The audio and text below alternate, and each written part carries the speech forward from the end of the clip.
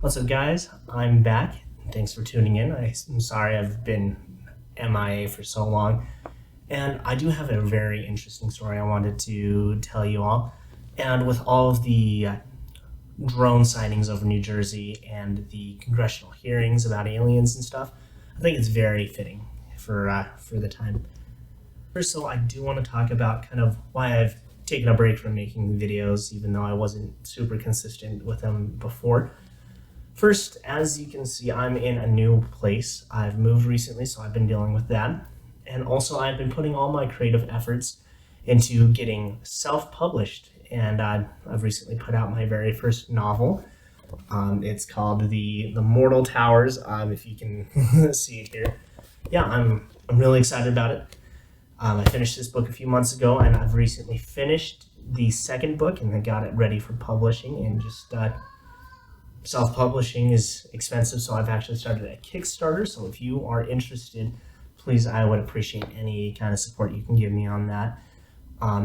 If you're into Lord of the Rings or Star Wars, Elder Scrolls, even Halo, I'm sure this will be right up your alley. It's got a lot of influence from those stories. So I'll include a link in the description to the where you can find the book, and also the Kickstarter, so you can support me if you so please. So I appreciate all your support with that, and on with today's story.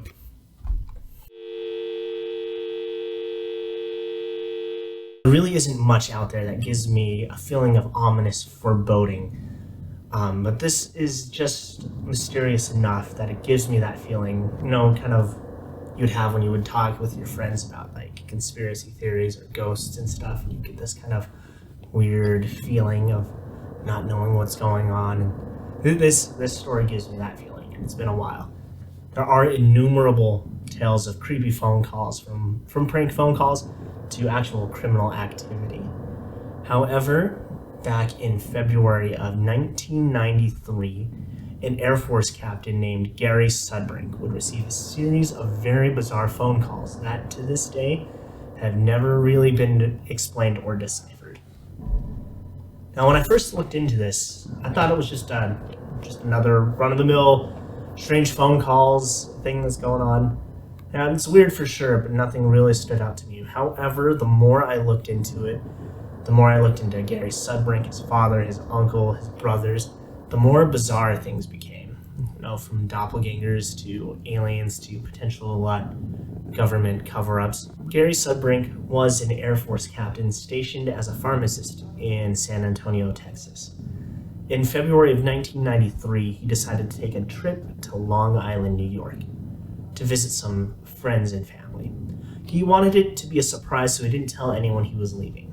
He didn't let anyone know where he was going or everything. He wanted to surprise his family.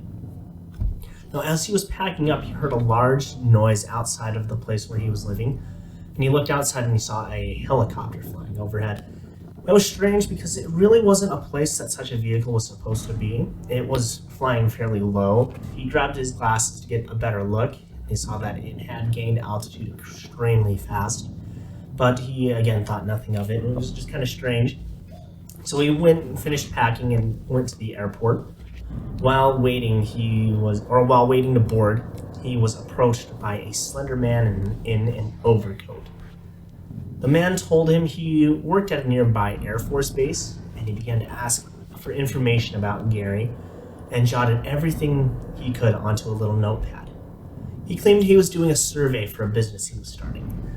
He began to push to get Gary's full name, and he noticed that the man never spoke to another person at the airport. Already weirded out, Gary asked why he needed the information, and the man responded, "Don't worry, you won't get in trouble."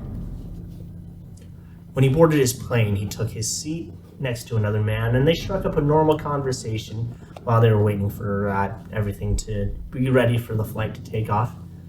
And then another person came up to them and said that the person that was sitting next to Gary was not in the right spot. That was that person's spot. So the man stood up and took a seat nearby and continued trying to talk to Gary.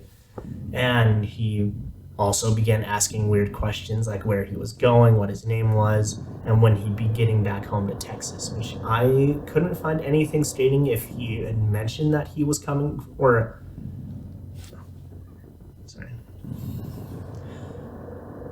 When he boarded his plane, he took a seat next to another man and they struck up a normal conversation until another person came up with a ticket and said that this was his seat and that this other person shouldn't be sitting there. So the person Gary was talking to stood up and sat down in a place nearby and continued trying to talk to Gary. Now, this man started asking more personal questions similar to the first man that Gary encountered while in the airport. The man started asking like where he was going, when he think he'll be getting back home to Texas, and getting his name and everything. And again, a stewardess came up this time and asked him to take his seat because he was sitting in another person's assigned seat. So this man, he got up and stood next to an emergency exit instead of going to his seat. And this emergency exit was really close to where Gary was. And he desperately tried to get Gary to answer more questions, which he refused to answer, understandably. This continued until the man was forced to take his seat, which was very far away on the other side of the plane. And again, Gary was understandably pretty creeped out and paranoid about these encounters, so when he landed, he called his landlady and warned her about that there's some weird people getting weird information about him, and he was paranoid that they were going to try to burglarize his home. So he warned her to keep an eye on everything, and then he went about his day, and he got to his parents' home in upstate New York on February 8th. And when he got there, he decided to call one of his really good friends named Mike. And this is where things start to kind of get wild. Now, Mike answered the phone, and Mike said that Gary had spoken to him only about 20 minutes beforehand. Mike described that Gary had told him that he flew into the LaGuardia Airport in East Elmhurst, Texas, even though he landed at JFK in Queens. He also thought Gary had a cold due to his voice sounding different, but he was perfectly healthy at the time. Both were already quite confused and, well, both were really confused about this situation because Gary had just gotten there and he couldn't have made a phone call before he got to his parents' house. And he didn't even land in the same airport that this person said. On this phone call, Gary had another call come in waiting, which cranked the bizarreness up to 11. He told Mike that he had to go and he hung up before answering this other phone call at around 10:30 in the evening. This is a recording of that phone call. Yes. I'll tell you who it is. Hello? Yeah. Do you want to speak to him? This is Gary's Sudbrink there. Yeah, who's this? Steven? You playing games with me or what? Huh? Steven, if you're playing games, I'm going to kick your ass. So how long are you going to be back from Texas? Huh? You were being impersonated by the other voice. Yeah, this is you, Steven, you idiot. You pissed me off. Jerk. I'm going to get you on... Let's see what it says. Review. One new call out of area. Is Steven out of the area? How long are you going to be back from Texas?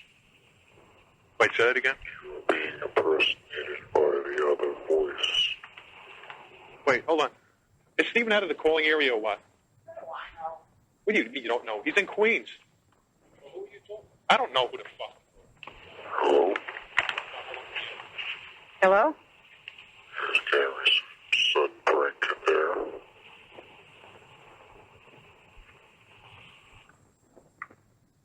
Who is this? Sounds like a freaking robot. So Hello? how long are you going to be back from Texas? What was that again, sir? You were being impersonated by the other voice. Oh, be quiet, huh? Sorry, would you see that again? Hello? Being impersonated by what voice? Hello? Yeah. Hello? Here's Gary's Sudbrink there. Yeah, hold on a second. Yeah, what is your question? I'll answer it. So how long are you going to be back from Texas? How long? You're being impersonated by the other voice. Right. When am I coming back? Is that your question?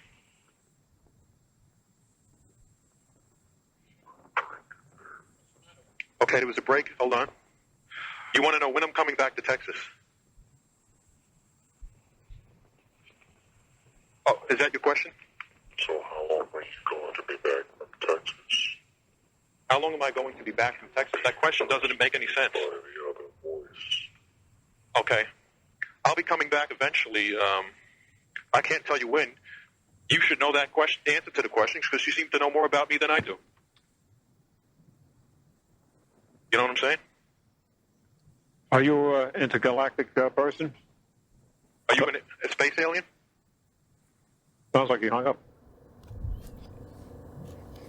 I should mention that Gary had two brothers, Brian, who was 5 years younger than him, and Stephen, who was just a year older than him. As you heard, he at first thought that it was Stephen pranking him, even though none of the brothers were ever known to be pranksters. A voice seemed unnaturally slow and almost like a tape recording, repeating the same kind of questions over and over again. And then a little after 11 o'clock, a second phone call came through. And this is the recording of that call. Yes. Did I answer any questions for you? Are you back from Texas? Not back yet, no. How long are you going to be back? Let me answer. First, you tell me, where are you calling from?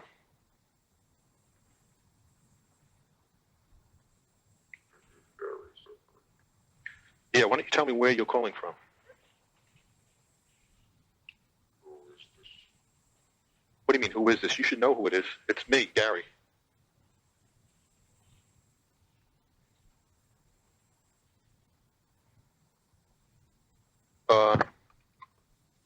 Wait, let me ask you this question. Where are you calling from?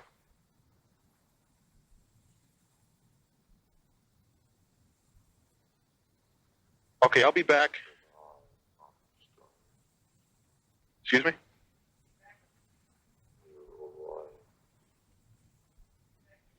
I can't hear too well.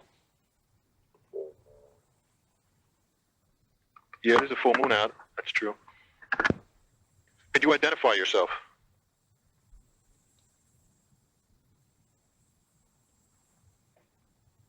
Identify yourself.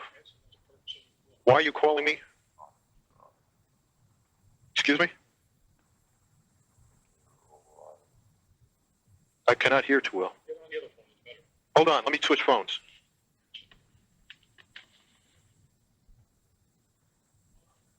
Okay. Okay, hold on. Now, who are you?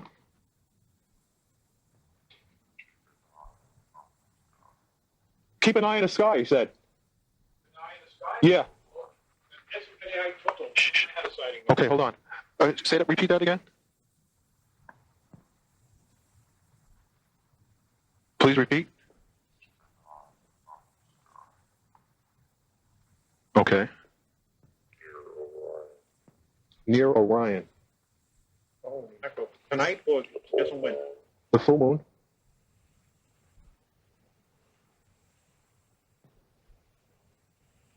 So, double some years. Repeat.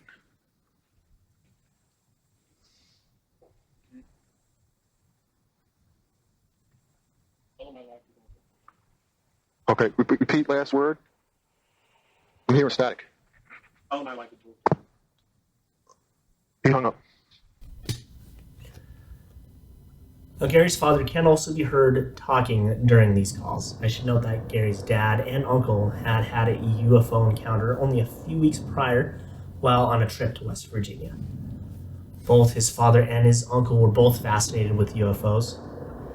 And Gary and his father had a conversation before the phone calls where Gary told him about the helicopter experience he had by his home and his father actually recounted that they had something extremely similar happen with a helicopter at the same exact time. Now, the second call made reference to watching the skies, specifically the Orion constellation, which of course piqued the interest of his father, who believed these phone calls were associated with his UFO encounter and or some sort of extraterrestrial intelligence. And a little past 11:30, a third call came in. Hello?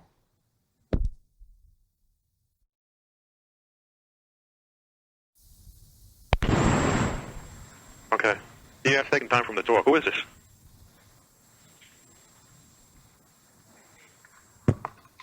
Stephen, this is not funny, you know. Brian, it's not Steven. What do you mean, Brian? I mean, Gary. How do I know it's not Stephen? It's not Steven. Hello? I had a UFO experience in West Virginia, which you probably know. And I know that you're into an intergalactic person. Can you speak a little louder? Sir? Can you speak a little louder? Louder? Let me speak to him, Dad. I guess I don't know what to All right, I'll hang up so you can talk to me. He wants to talk to you. Okay. Hello, can I help you? Yes. Yes, that's me.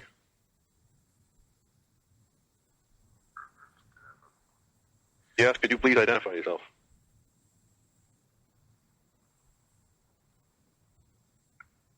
Identify. Yeah, I'm back. I'm in Texas right now. Oh, he asked me a question. No, I'm in New York right now. You know that. Why are you asking me such a question?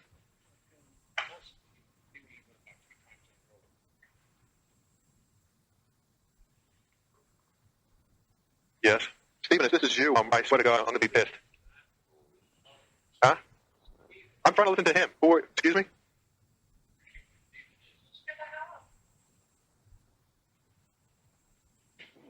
Okay. Eventually, I'll be back from Texas. Could you speak more?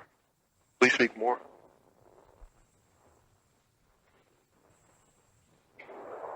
I guess it's not Stephen. I believe it because I'm getting sacked. Let me go on his phone because I can never hear on his phone. Hold on. Okay. Okay, please speak. Hello?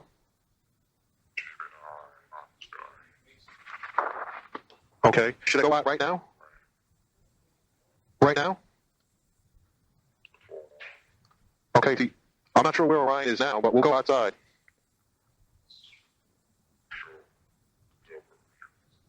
It would show double from me.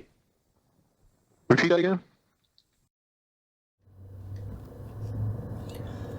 This would be the last call that the family would get that night, and Gary began to wonder if these calls were connected to his bizarre encounters in the airport and the unusual helicopter experience that he had before he left. However, there would be one more call that would ring through to the Sudbrink's home. At 10:21 on the following day, the fourth and final call came in.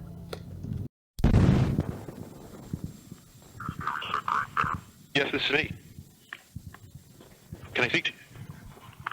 Can I ask why you're... Yes, can I ask why you're calling?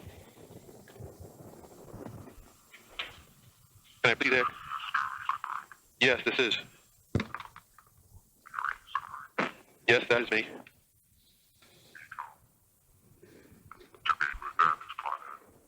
Say that again?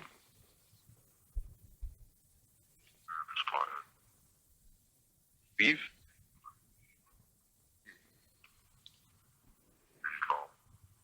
I'm staying right here. Is this a joke or what?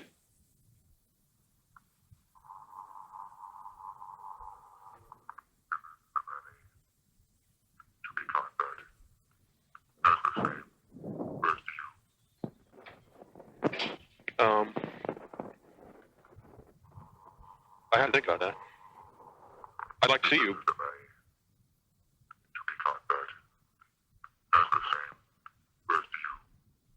Hey, let me tell you something. I've been listening to you. And I've had contacts with you.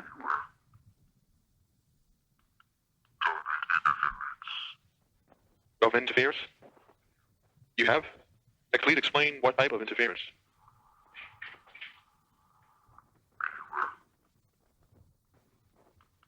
Okay.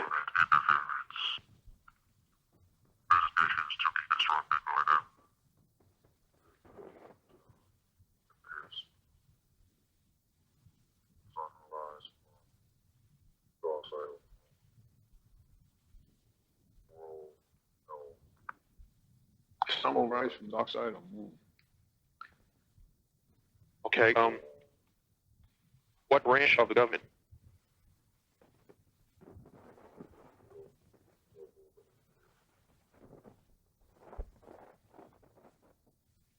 What should I do?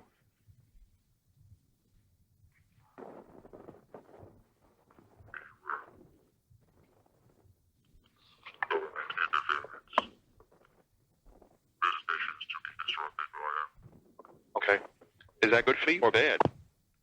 They hung up. Now, this call is far more ominous than any of the others, making warnings about government interference, references to the sun rising on the dark side of the moon, whatever that's supposed to mean, and wanting to be in the planet with other various visitations mentioned. Gary's not experienced anything like this ever again, though it is worth noting that he has spoken about experiences with other paranormal activity that is more akin to poltergeist activity, but there really isn't much information on the details on that. But I want to take a moment to talk a little bit about the UFO encounter that Gary's father and uncle had prior to these phone calls. Now, they had gone to visit the Green Bank telescope in Green Bank, West Virginia. The original telescope that was there collapsed in November of 1988, only a few years beforehand. There were rumors that this was actually attacked by a UFO. And because of this, it sparked many UFOologists and amateur UFO hunters to go and try to go to this location and see if they could capture any footage of aliens.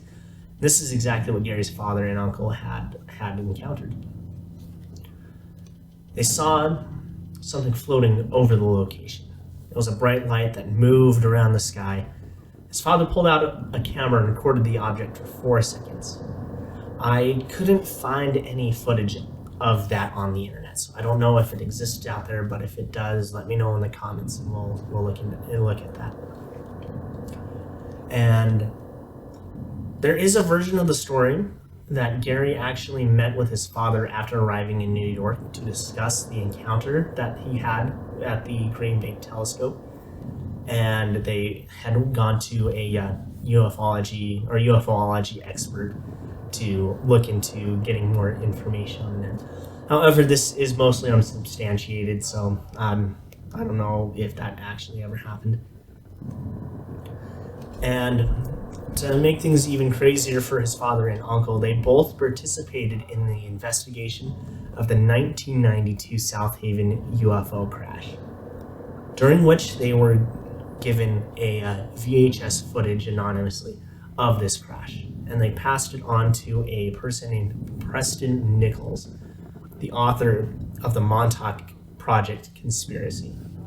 And this conspiracy, the South Haven UFO crash, all of this deserves a whole video on itself. There's a lot of crazy stuff into those that I was looking into, namely like the Stranger Things TV show on Netflix. It was the Montauk Project was the inspiration for that, with MK Ultra and everything. So that's a whole other can of worms that I'll look into later. To bring it all together, the vice president of the LIUFON at the time, Stephen Iavarone, was part of that same investigation of that UFO crash that his father was a part of. And after being part of that, he claimed to be under constant surveillance. He said he had his phones tapped and his home broken into. He also claimed to have similar kind of robotic voices that have been altered, leaving threatening messages on his phone, very similar to the kind of messages that Gary had gotten. And he believes that they could be associated with the Men in Black. And it is also thought that the Sudbrink calls could also be the Men in Black.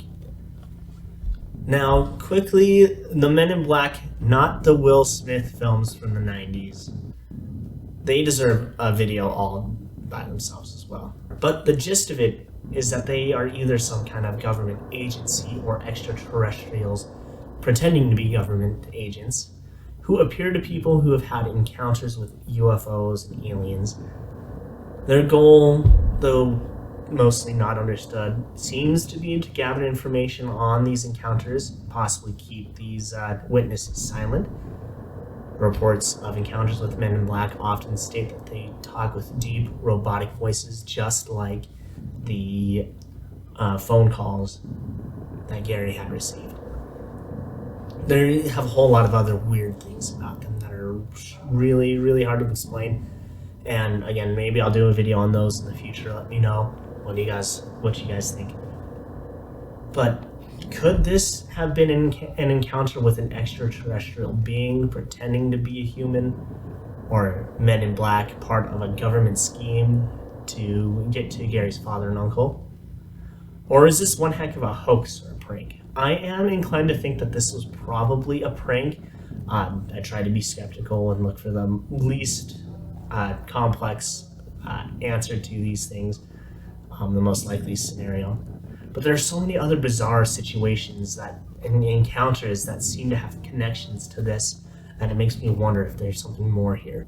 Now, there is a theory that Gary had set up a hoax and recorded his voice on a tape recorder and slowed it down.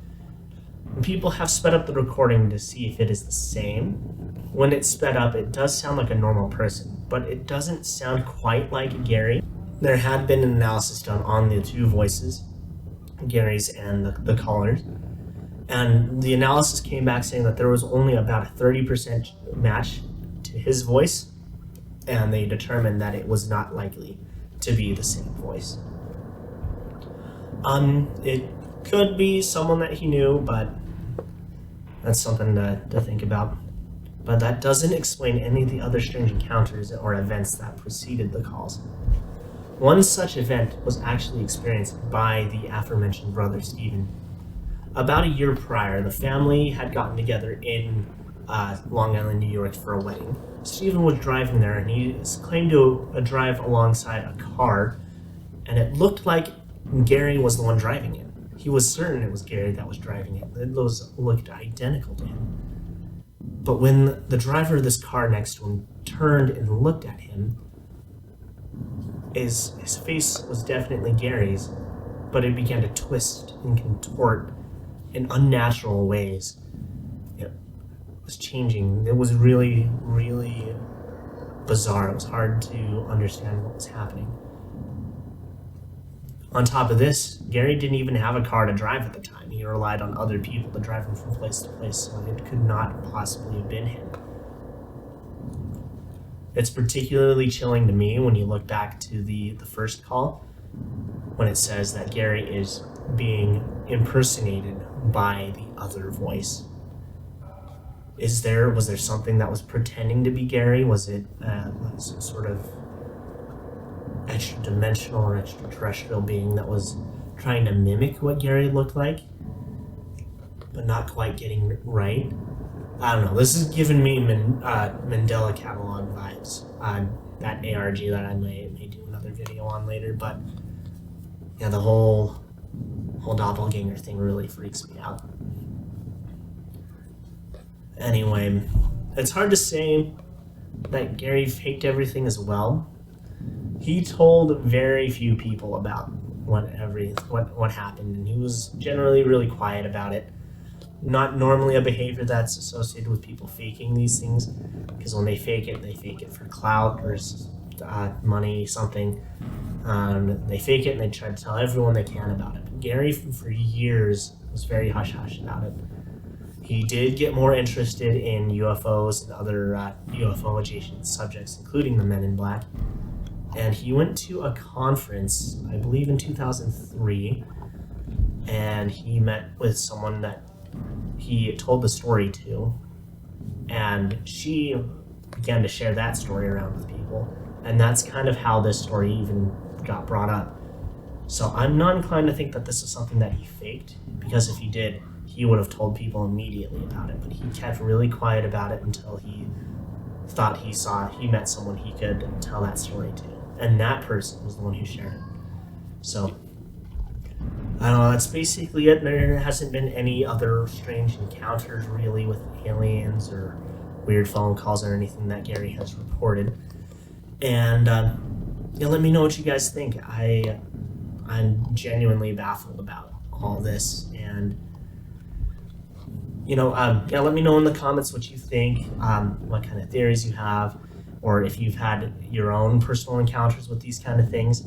I'd love to hear people's personal stories about this. So fascinating to me. And remember to like and subscribe. I appreciate the support, and to check out my novel, The Mortal Towers, available anywhere books are sold. Online only right now, just because they're not in stores yet, but Amazon.com, BarnesandNoble.com, Walmart, Target. It's basically everywhere. Just look up The Mortal Towers. Again, I'll include a link to it in the description, and I will also include a link to that Kickstarter if you want to support me in that journey to get this fantasy story out. And above all else, remember to stay spooky, friends.